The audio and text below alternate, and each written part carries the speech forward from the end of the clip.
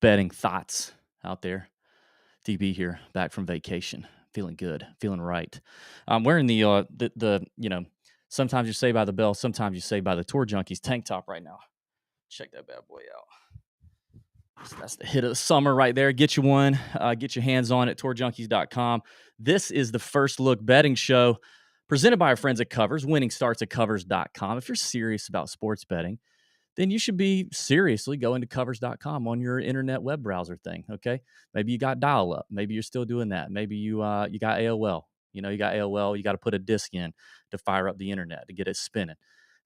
Maybe you are on a satellite internet because you're really somewhere real rural, and you got to get that fired up. I don't know, wherever it is, go to Covers.com, check it out.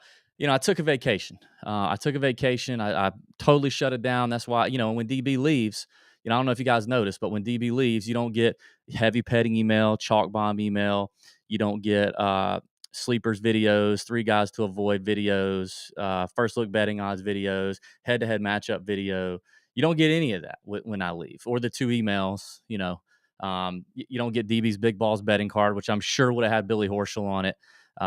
So you don't get all that. So I hope maybe, absence makes the heart grow fonder. Some of you DB haters out there, hopefully you suckers are, you kind of see what you're missing, because Pat ain't doing that, right? Like, Pat's going to host a show. He did a great job. I saw it. But let's be honest, he's only going to do the bare minimum. He did what he had to do to host the show. He did a Fantasy Golf Sommelier video, and your boy's out. He's gone. No emails, none of that. All right. But I'm here. Here we are. And I'm feeling good. I'm tanned. I don't know if you can tell, but I got a tan. I didn't get burned. I properly medicated my body pre-sun, and I'm feeling right. So I'm pumped to get into the first look outright odds for the RBC Canadian Open. Talking about who we talking about who we want to bet on right now. And I got to tell you, I got to let everybody in on a little secret here. Over the break, I did do something for Tour Junkies. I interviewed a guy who is a professional golf bettor. And when I say professional, check these numbers, boys and girls. On a week-to-week basis on the PGA Tour. So for the RBC Canadian, okay, this joker is going to have anywhere from $500,000 to $750,000 out gambling. Sports betting, not DraftKings necessarily, just traditional sports betting stuff. For majors, Masters Week, it's over $1.5 million. This guy's been doing it over 12 years, all right? And he let us into his little brain. Me and Ben Little, I got in one earlobe or ear hole. Ben got in the other, and we kind of crawled up in his cranium, his chrome dome, and found out a little bit about how he does it. And I got to tell you, it shook me to my core, okay? He basically poo-pooed on everything that I've done for the last 7 years. But I'm excited about it, honestly. But one of the things, I'll go ahead, and the interview hadn't dropped yet. It's gonna. Okay, the interview hadn't dropped yet. His name's Rufus Peabody. Check him out. But it's gonna drop. And when it drops, you're all gonna be shook.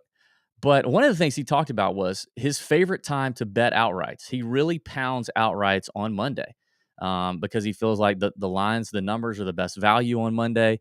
And then obviously what we can do, if the number gets longer on a guy, we can just add to our position. Correct? Right? That makes sense. But if you look at him on Monday and he's 100-1, and then you wait till Wednesday and he's 70-1 because everybody figured it out, you've lost some value there. Now, the downside of this is obviously on a Monday morning, I haven't had the hours of necessarily research and all the kind of things that I need to do to kind of narrow down the player that I'm looking for, the course fit that I'm looking for, whereas he's really smart and he's written a bunch of code and his computer does stuff for him, and it just runs a bunch of simulations, and he can roll out of bed Monday morning and see who the computer thinks is going to be a good play, and that's how he rolls. Now, he didn't give us all the dirty secrets, but here we are. So I'm ready to fire on some of these guys. Like, I think that's what we got to start doing, taking advantage of these Monday morning videos, taking advantage of these numbers that look good. I see a couple folks in the chat. Thanks for joining me. David Speaks, what up? Alex Hack, what up? My boy Kane, thank you, sir. Thanks y'all for joining. Do I look like a member of NSYNC? I don't know. I know I wouldn't have been the ugliest one, though. I would have been right in the middle. I think I would have been in the middle. There's always like the real homely one, and then there's like the real teen heartthrob. I'm not either one of those guys. I'm right down the chute.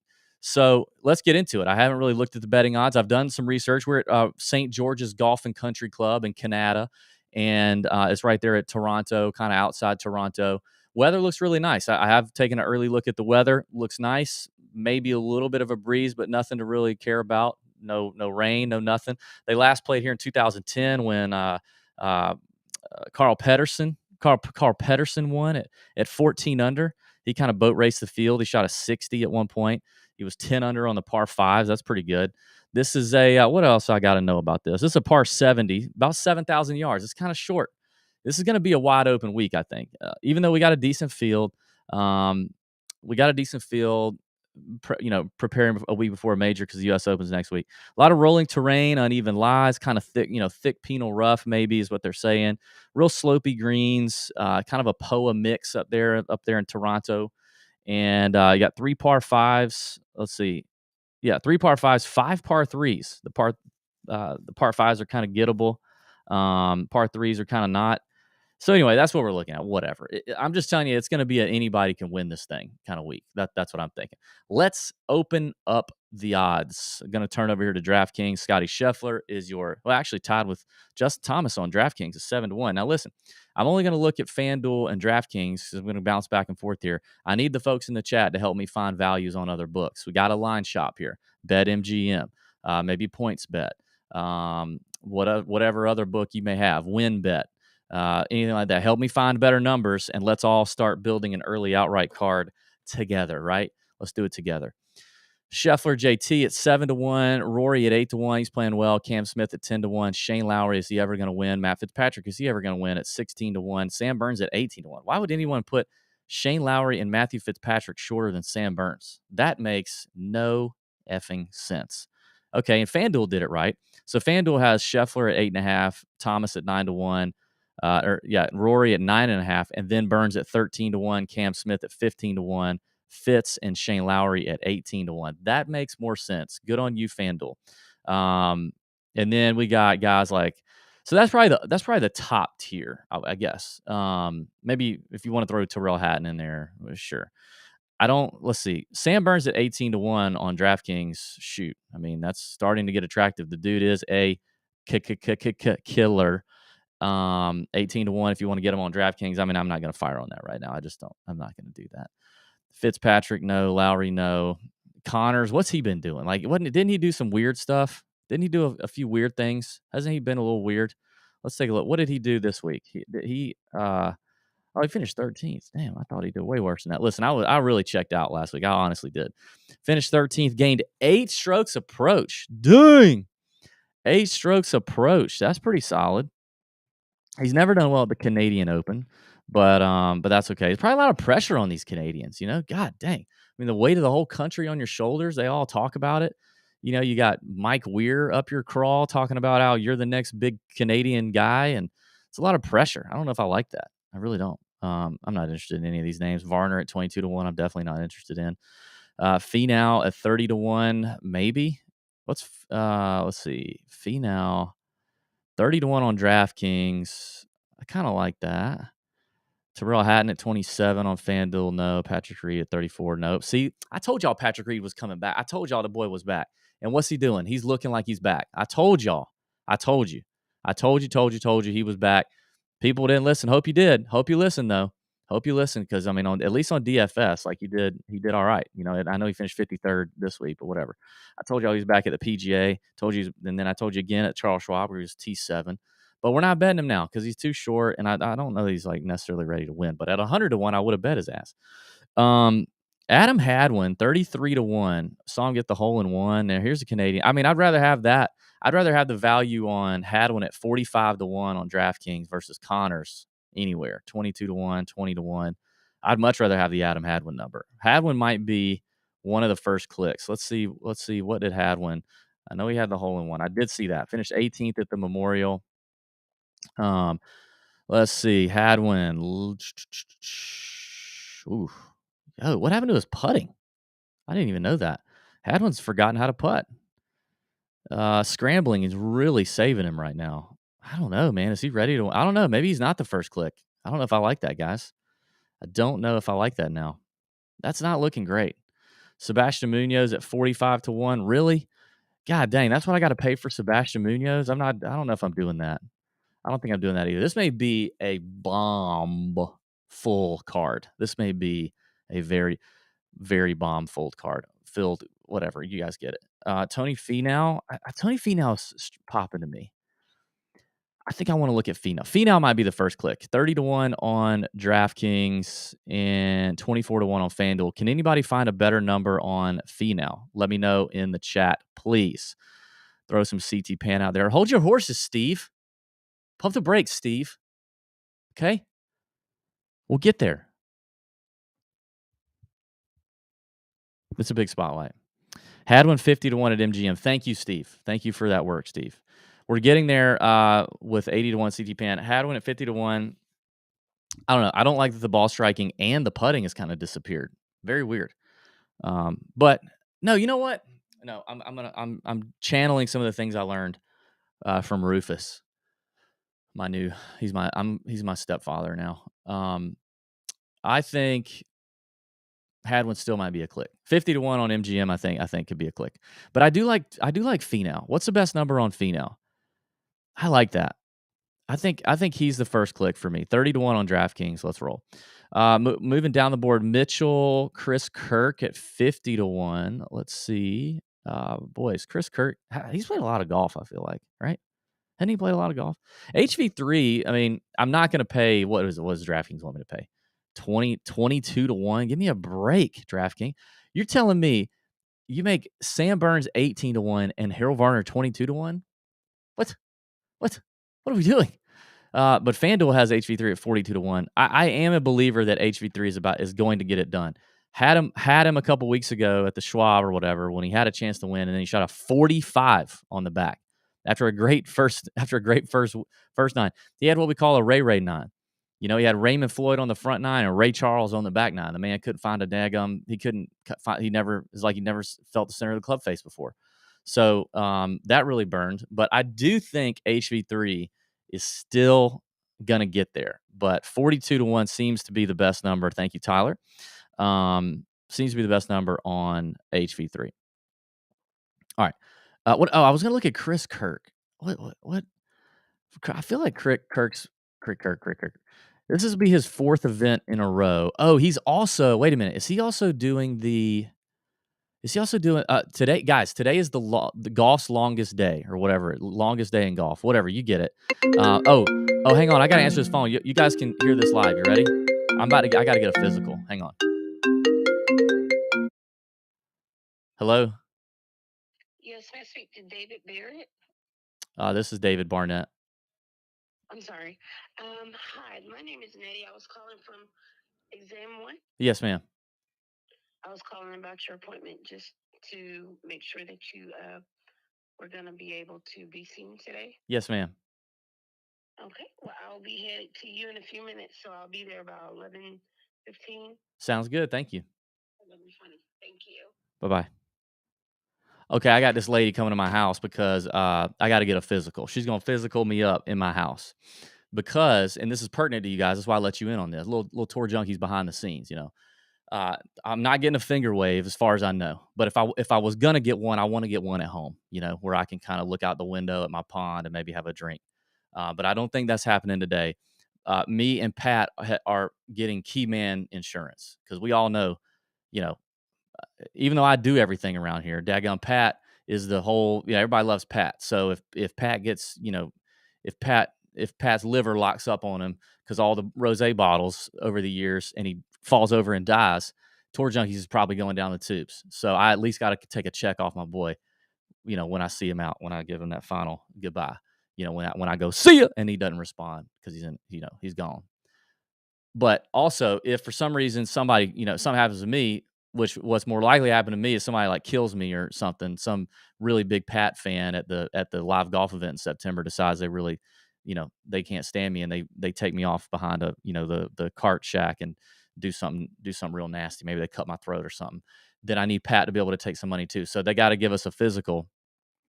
And they come to your home and do it, which is convenient. So I got to get this done before the lady comes and physicals me out, you know, works my body out a little bit. So here we go. Where was I? Oh yeah, Chris Kirk played a lot of golf, but I like this for Chris Kirk. I mean, dang, you know, it feels like a good spot for him. 50-1, starting to feel it feels a little short. What's he on? 50-1 on both books. Can anybody find a better number on Chris Kirk? Oh yeah, wasn't I talking about Harold Varner? I still think Harold Varner is going to do something. I don't know. I just don't know if 42 to 1, I want to bank on that right now. Keith Mitchell, God, I'm always a sucker for Keith Mitchell. God, I love Keith Mitchell at 50 to 1. Or at any number. I'll do it. Let's see, where is Mitchell at? Oh nope, that's not what I want. Hold on. Hold up. Hold up. Somebody taught me this trick. My boy, somebody, Steve, maybe. Mitchell. 42 to 1 on FanDuel. I don't know if Mitchell's a click right now. I don't know if he is. But I think Kirk could be Kirk might be a click. I'm gonna click him now, but he may not make the cut. Right now, it's just Finau and Kirk. Sahith. Surprised he played as well as he did at Memorial. T5. That's pretty solid for Sahith. How'd he get it done? Oh, dang, the ball striking showed up. Hold up. Normally, Sahith says he claims that he tends to rely on his short game a lot. Um, that's what he said out of his own mouth, but clearly that doesn't show out in the statistics. I don't think I'm clicking Sahith. Let's move on. Luke List, God, I'm telling you, going into yesterday, had I missed either an Aaron Wise or a Luke List victory again, or Luke's second victory, Aaron Wise second victory, whatever. Had I missed that, I was going to not be in a good place. Luke finished T26 at Memorial, had a pretty rough Sunday, but I do like Luke here. Canadian Open, he's had a good record. I mean, obviously different golf courses, but 30th, 14th, 21st. Did he play? No, he didn't. Oh yeah, he did. Luke's interesting. I mean, you guys know, man. You guys know. I'm. It's hard for me to back off of Luke. Let's see. Let's check him out. List. What? Oh, what? What? Hold on. What happened to my computer? Are y'all still there? How? How are we there? Oh, list withdrew. Okay, thanks God. Thank God. Okay, good. That saves me at least a half a unit. That's good. Okay. And we're back. Good deal. All right, hold on. I've lost FanDuel for some reason. Okay, what is happening, FanDuel? Okay. All right, we're back. All right, next name. Finau, bro. We already got him, Finau. Robert, we got Finau, bro. We got him, bro. Get you one of these, dog. Get you one. TourJunkies.com. Shop. Do it. All right, thank God. I don't have to do list. I guess he's qualifying. Oh, that's what I was doing. I was going to the longest day in golf. Why didn't you guys remind me that? I was already talking about this. I said, where was I? Nobody in the chat said this. Okay, golf's longest day is today. It's the final chance to qualify for the U.S. Open. They play 36 holes in a day. Pray for these caddies, y'all.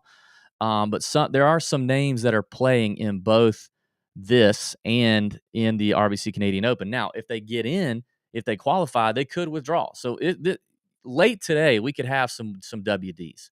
But so far, none of the names I've talked about are on the list of people except Thigala. Thigala is playing in golf's longest day. So I'm not sure where he's qualifying. You can go look it up, but I just know he's trying to qualify. So something to think about. All right, let's keep working down before I had to get physical. Patrick Reed, 65 to 1. Wow, a little value there on DK. Probably not doing it though. Johnny Vegas playing. I like Johnny V. 70 to 1 on DraftKings. Where is he?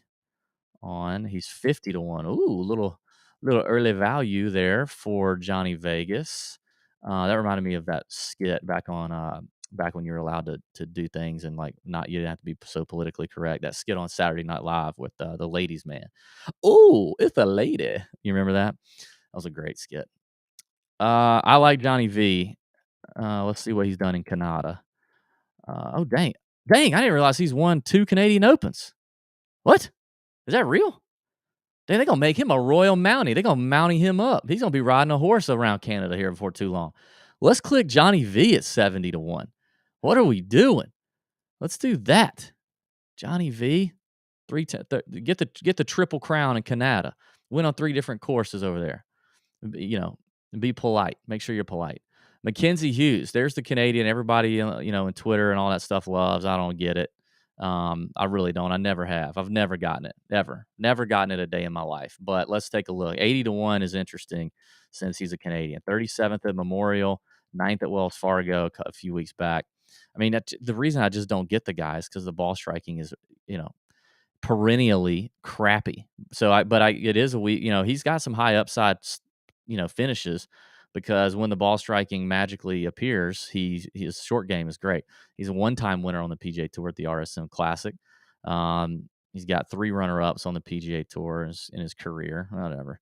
I don't know. 80-1, is that worth it, guys? I don't know. You guys tell me in the chat. Is anybody else a Mackenzie Hughes fan? Because I know a lot of people on Twitter seem to be a Mackenzie Hughes fan. Mackenzie Hughes. Where is Mackenzie Hughes? Oh God, he's 50-1 on FanDuel. Nope. Are we clicking Mackenzie Hughes at 80-1? Are we? Anybody? Anybody clicking him? Thanks, Robert. Thank you, man. Pat never tells me I'm funny, and sometimes I feel like I should be. Sometimes I identify as funny, but then Pat doesn't use my funny pronoun. He doesn't give me funny pronouns. He doesn't laugh. He doesn't tell me I'm funny. He doesn't do any of that. I guess after 7 years, you're jaded. Maybe he's got the 7-year itch. He wants to go somewhere. Marcus, get out of here with your 400-1 bull sugar. Okay. All right. Now, where's Steve at? We're finally at 80-1 CT Pan. Are we doing that? Didn't he get a 10 on a hole last? I mean, I wasn't paying any attention, but somehow it still got to me that CT Pan made a 10 on a hole. He still hit his irons good. That's great. Why did he lose so many strokes off the tee? Let's take a look at that at Memorial. Is this a CT Pan course? You guys know I'm new to CT Pan. I'm very new. We've just started out. I just got a driver fitting, and my club head speed is more than his, so that's cool. I like that. I don't know. Are we doing this? It feels like it is. It feels like it is kind of a CT Pan spot. Lots of people seem to be on him. That doesn't do anything for me. I don't know that I care about that when it comes to betting. CT Pan 80-1. All right, we'll make a tentative click for CT Pan. JJ Spawn, no. The Todd Father. Now, the Todd Father is also doing, Brendan Todd is also doing golf's longest day. So he's doing 36 today. Watch out for him. That could be dangerous. 100-1. I mean, I would bet that on Brendan Todd. Damn, the dude almost won. He almost won, and this is probably a better course than Colonial for him. Honestly, Todd could be a click. Where's he at on FanDuel? I haven't bet Brendan Todd in. I don't know that I've ever bet Brendan Todd. He's 60 to 5-1. He's 65-1 on FanDuel, 100-1 on DraftKings. That sounds interesting.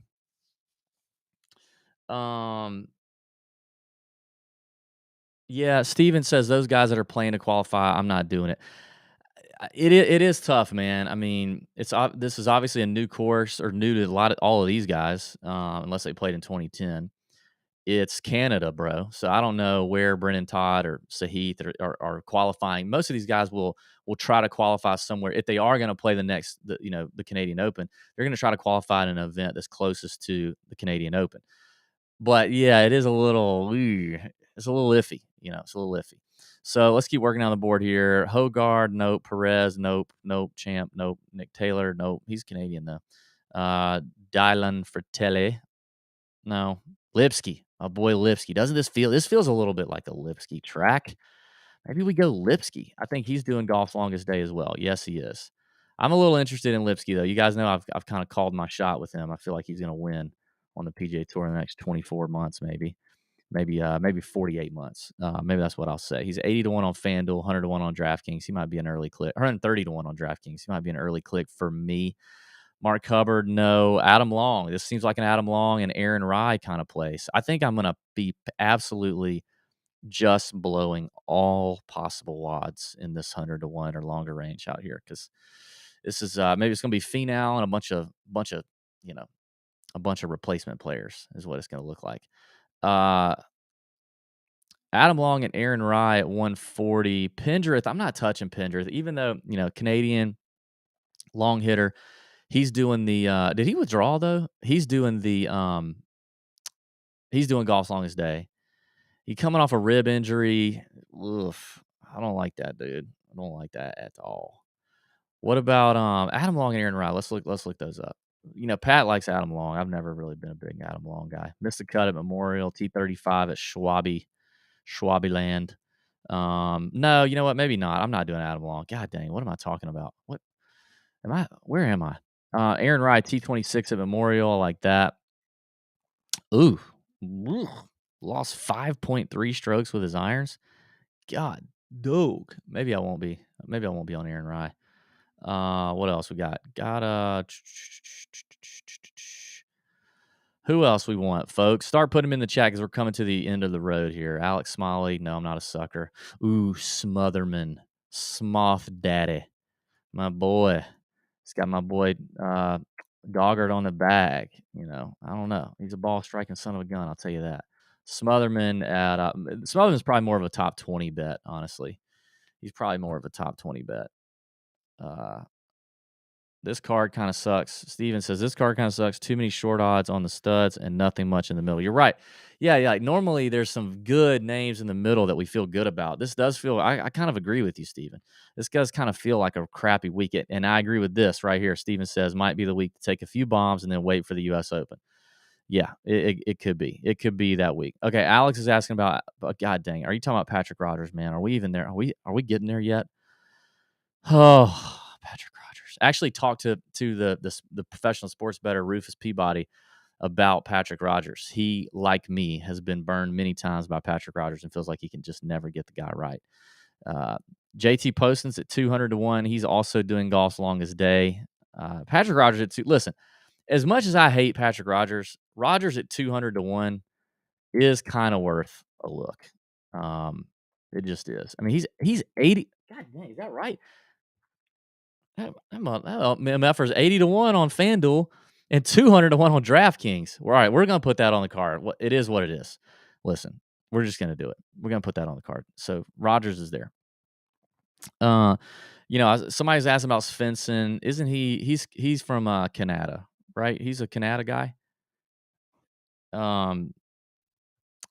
He's got two S's in his name. That's just weird. Two S's, not two S's in your name, but like two S's back to back. That's a strange thing. So I don't know. Man, it's slim pickings here. Carlos Ortiz, he might could win something. Yeah, this is rough, y'all. This is rough. This might for sure be a week to me and Pat and a bunch of other guys are going to Scotland. We leave Friday morning. So I'm going to be grinding my tail off to do all the RBC Canadian content that I can possibly do. But then I'm going to try to put out some early U.S. Open content for y'all. Wait a minute. Here's a name at 500 to 1. Wait a minute. Hold on. What about Ben Martin? This is kind of a Ben Martin style golf course. Guy almost won Punta Cana. I don't know, 500 to 1. That's big, boy. That's big. So y'all like Svensson. Anyway, we're going to Scotland. And I'm excited about that. It's going to be an interesting U.S. Open show for sure because we're going to be in St. Andrews, which is very, very, very on brand for the Tour Junkies. Like, just do a U.S. Open show from the Open Championship. Like, hey, did you guys think you were doing it on location at the Country Club, but you got on the wrong flight and you got twisted it up in your head, and because you guys are dummies, and now you realize you're at the Open Championship, which is a month after? Maybe we did. But maybe we didn't. That's for you to decide. If you can look yourself in the mirror and say that to yourself, then we all make choices. This is what I'm saying. All right, yeah, I think this is it, guys. Oh, Wesley Bryant 400 to 1. We know I kind of sucker for him. Kramer Hickok 300 to 1. Somebody said Snedeker 300 to 1. The RBC guy, maybe. I mean, 300 seems like a good value on him. All right, well, so for me right now, the for sure clicks. God dang, this is ugly, y'all. This is real ugly. Brandon Wu at 200 to 1. I like that. That's a good call there, Darren Walker. 200 to 1. Where is let's look at Wu. Where's old Wu bracelet? What's his Wu bracelet say? Is he even in the field? I've missed him.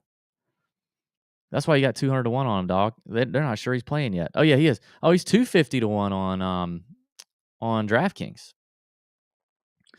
251 on DraftKings. Oh no, that's Dylan Wu. My bad.